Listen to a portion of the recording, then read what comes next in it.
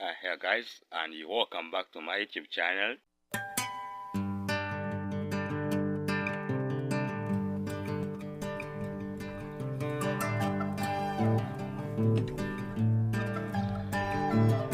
And in today's video, I just want to show you how we process the blood into a blood meal to feed our chickens. Just if you're new to my YouTube channel, I am Abraham. Then we all teach on this channel. We just give you the lectures on how to manage and feed your poultry for success. So just let us not go in much. Let us just dive in to the practical guide on how you can process your blood into blood meal for as a source of protein in your chickens. We start by preparing the stuff, or any source of heat can just work for you.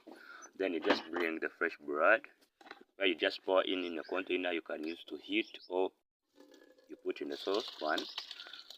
Then of course, when you first put it in the saucepan, you cannot use plastic because you know plastic are not good conductor of heat and they can easily get burnt. So we use saucepan or any source of material can really work, and it's not necessary to use charcoal or coal. You can still use any source of heat, can still work as long as it can burn well.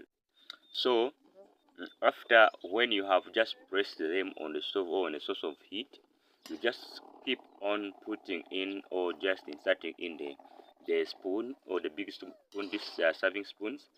This is the one we use, or if you can use anything that you can use it to just turn, because we keep turning, because on the bottom they like sticking on the bottom where the heat is really too much, and then we just keep on turning them so that even those ones which are still in liquid form can really be in solid form, because we just heat them so that we can get the solid form of them.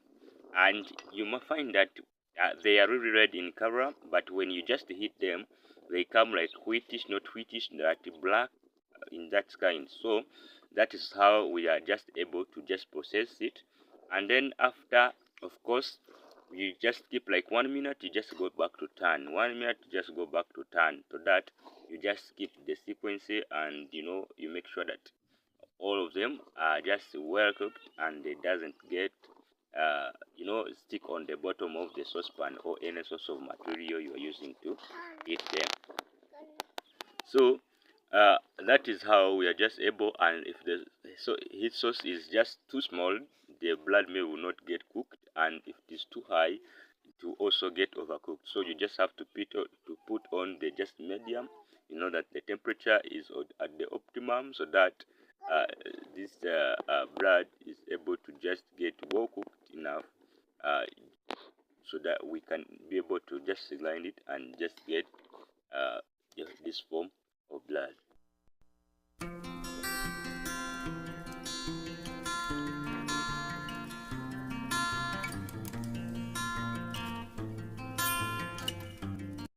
After cooking, when you see that you have well cooked them and they are ready, with there is no any other liquid, all of them have just turned to solid, you just take them and put them on the mat. After putting them on the mat or any spreadsheet, you can just spread them down, and then you use your finger to squeeze them so that we can get something like powder. So because they have some moist in them, they will look like the powder, but which has been mixed with water. And then after squeezing them so hard so that you can get the powder that form, you're able to just spread them on sunshine so that they can get dry.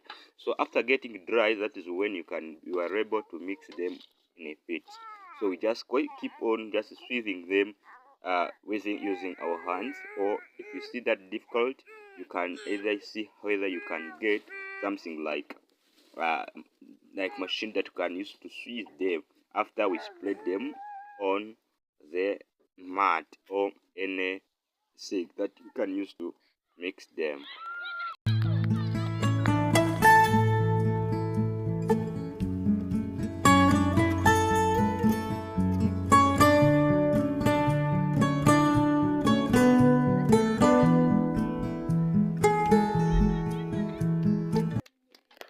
After drying them well, they just turn like dark, or they get to something like black. So when they turn like this, and you find that they are like just as you cannot hold them in the hand, that is when they are ready to be mixed in the feed. And when you're mixing bread, you can use up to 20%, and you know that bread has almost 80% of the protein in it. So they have low content of calcium and minerals, but they are very high in protein. So if you're looking for protein supplements, this is a way to go. So I can say, like, thanks for watching my video. You catch you